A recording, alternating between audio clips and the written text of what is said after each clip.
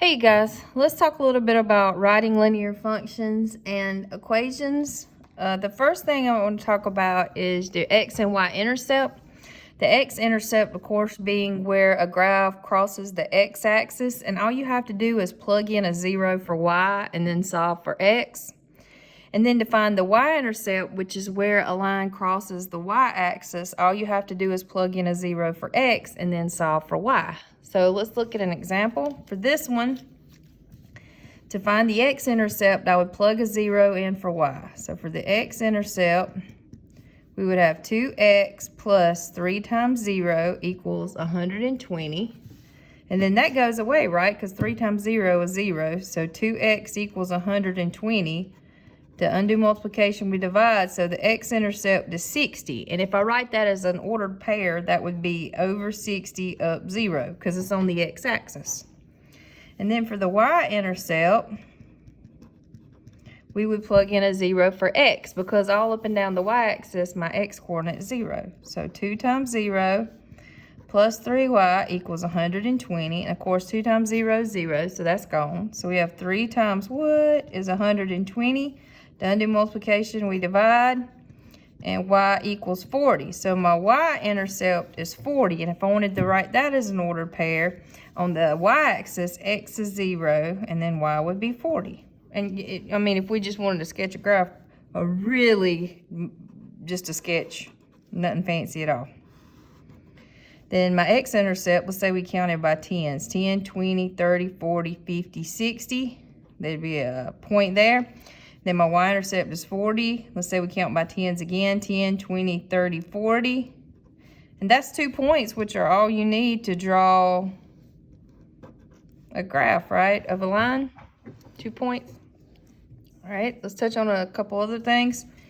All right, when you're looking at word problems or graphs, your domain are your x values, left or right, but it's possible input values.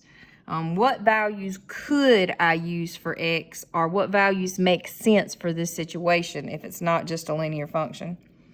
And the ranges, your y values, are your possible output values. Again, what values make sense? Think about if you have any limits on a situation like money or, I don't know, gas in your car tank, something like that. For some real life problems, negative values are not valid, like time or speed or days or bales of hay or money spent on clothes. Those can't be negative numbers, so you wouldn't include negatives in the domain or range. Let's look at an example kind of using this stuff, or talking about that. So for this one, it said a barrel in Jim's yard has 60 gallons of water. So that 60 gallons is your starting point.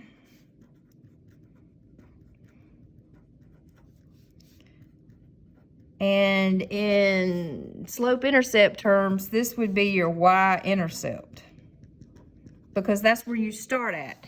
And we're talking about gallons of water and time. Those can't be negative numbers, so we're only interested in the first quadrant. So I'm going to go ahead and put a point on 60 because that's my starting point.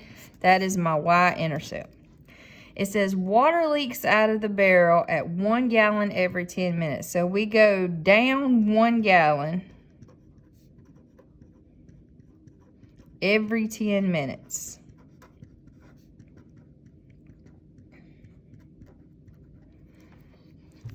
All right, so when I look at this graph, I see that the time elapsed is counting by 100.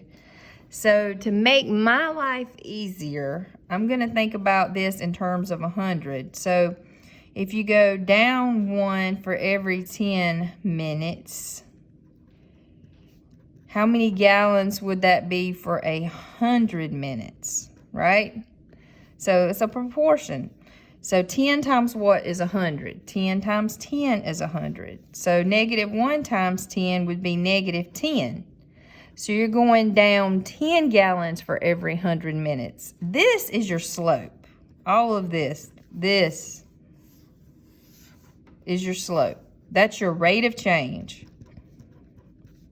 That's how the gallons is being affected, or how it's changing over time. So if you go down 10 gallons every 100 minutes, or a slope of -1/10, and remember your y-intercept is 60. Then after 100 minutes, I would be down 10 gallons, which is 50. And after another 100 minutes, I'd be down 10 more gallons. And so on, you know, until I hit the y-axis here. So this equation in slope-intercept form would be y equals -1/10 x plus 60. We just plug in to y equals mx plus b, our slope and our y-intercept. Now, if we wanted to think about domain and range of this, the domain is the least x value to the greatest x value. So at 0 minutes, all the way up to 600 minutes. So 0 x 600. All right? Remember, domain, that's your independent variable. Now for the range, that's your y values.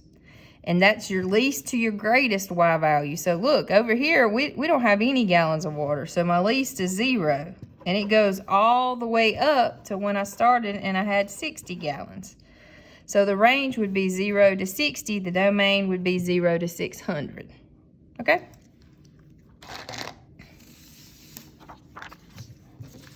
All right. To write an equation from a table, you have to have a slope and a point at the very least. You know, you can find the slope using m equals y2 minus y1 over x2 minus x1. And then you can use a point. If they give you a y-intercept, you can use slope-intercept form. If they give you just some random points and they don't give you the intercept, I would start with point-slope form. So I got 2 examples, one of each. So for this one, where x is 0, that's your y-intercept. So my y-intercept is 3. So that's my b when I think about y equals mx plus b. But I still need to find my slope. So it doesn't matter which 2 points you use, you'll get the same slope. So I'm just going to use these 2. So m equals, now 15 minus 3, y2 minus y1 over x2 minus x1, 3 minus 0, which will be 12 over 3, which is 4. So the slope is 4. The y-intercept is 3. So y equals mx plus b. And look, you can see as x increases, that y increases. That means your slope has to be a positive number. Let's look at this one. They don't give me the y-intercept, so I'm going to start with point-slope form. Let me separate here. So first, let's find the slope. So 8 minus 6 over 2 minus -2. So 8 minus 6 is 2. And 2 minus -2, if we do keep change, or keep flip change, that'll end up being 4. And 2 over 4 will reduce to a half. So I've got the slope. So to do point-slope form, you need a slope and a point. It does not matter which point you use. So I'm going to just use 2/8 because that's what I'm feeling. So y minus y1 equals m times x minus x1. And then we just want to get it in slope-intercept form. So I'll distribute. So y minus 8 equals 1/2 x minus 1/2 of 2 is 1. To get rid of a minus 8, we add 8. That'll cancel. And we get y equals 1/2 x plus 7. Booyah. Okay?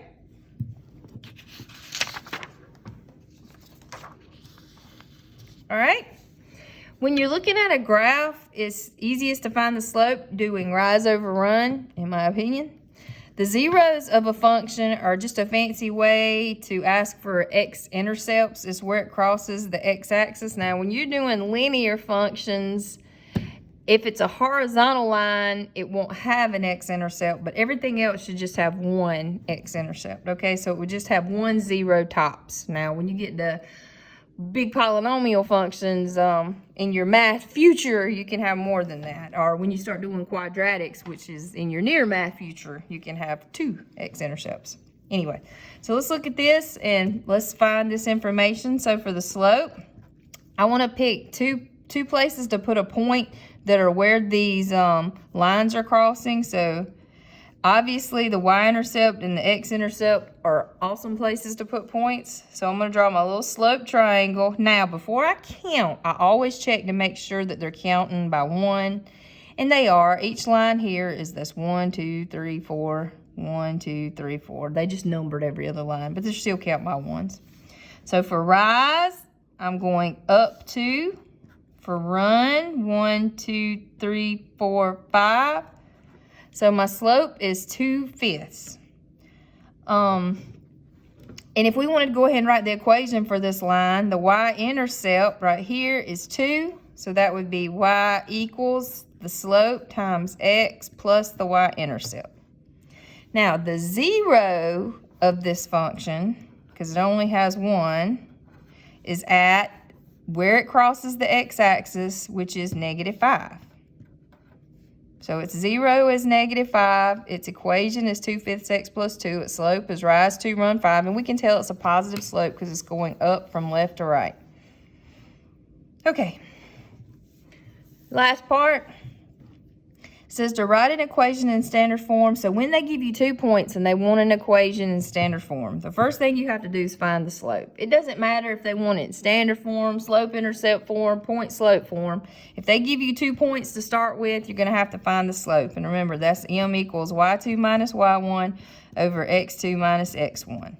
And then you're going to use your slope that you calculated in one of the points. It doesn't matter which one. And you're going to plug it into point-slope form. And then you move, you're going to have to move your stuff around. Put your x term over here with your y term and your constants on the right to get it into standard form. And this is standard form in case you forgot. So let's do an example. Here are 2 points. So first we want to find the slope. So the slope would be -10 minus 2 over 7 minus 10. 10 minus 2, -10 rather, minus 2 is -12, and 7 minus 10 is -3, and -12 divided by -3 is 4. So I have the slope. So I'm going to use the slope in a point. Anytime I have one point that doesn't have negatives in it, that's pretty much the one I always use. So next we're going to use point slope form. So y minus your y equals the slope m times x minus your x coordinate, which is 10. So now I have it in point slope form. So we're going to distribute. That'll give us y minus 2 equals 4 times x is 4x. Minus 4 times 10 is 40. I'm going to move this constant over here with that constant. So I'm going to add 2. And we get y equals 4x minus 38. Well, guess what? Now, so this was point slope form. Now it's in slope-intercept form, and we just got to keep working to get it in standard form. So for standard form, I want the x and the y on the same side. So I'm going to kick x out over here and say, get out of there, x. So when it moves over to the left side, it goes across the bridge, it gets a new address, or to get rid of a positive 4x, you subtract 4x.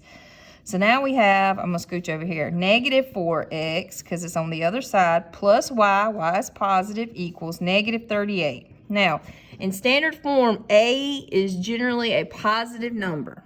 So to get rid of this negative, I'm going to multiply everything by -1. Or I just like to call it the magic trick, and I'm going to change the signs of each term. So if we multiplied everything by -1, we would get positive 4x minus y equals positive 38.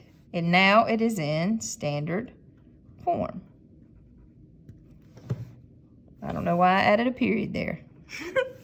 Anyway, I hope this helps. Have a great rest of the day.